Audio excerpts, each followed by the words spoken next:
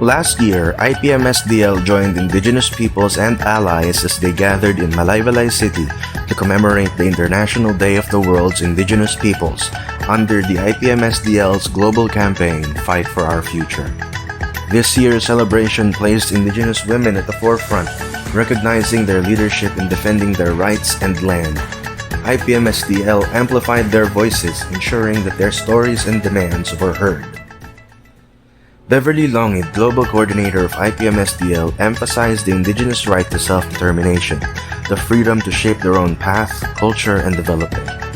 Attorney Caloy Zarate talked about Indigenous Peoples' Rights Act and the ongoing work in Congress related to Indigenous laws, discussions about free, prior, and informed consent as a cornerstone of Indigenous sovereignty, and stressed that development must serve the people, not displace them. From corporate and military land grabbing, forced displacement, criminalization, the urgent issues faced by Indigenous communities were shared in the aim of building unity to uphold IP rights and exact justice and accountability. The celebration was more than a commemoration. It was a reaffirmation of community resistance, led by Indigenous women, youth, and backed by global movement. The celebration showcased the Indigenous Lumad communities through traditional dances, music, and rituals that have been passed down through generations, honoring their rich cultures, traditions, and contributions worldwide.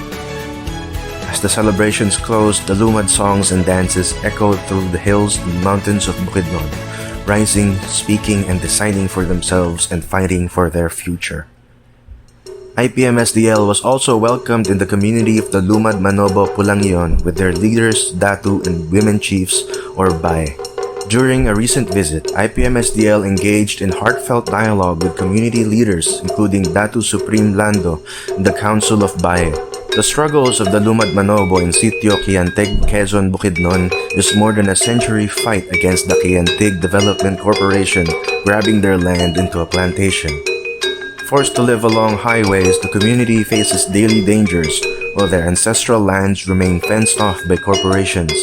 They remain landless amid clear legal and historical claims of their ancestral domain. IPMSDL's visit reinforced the community's fight in the broader fight for Indigenous rights, ancestral lands, and self-determination.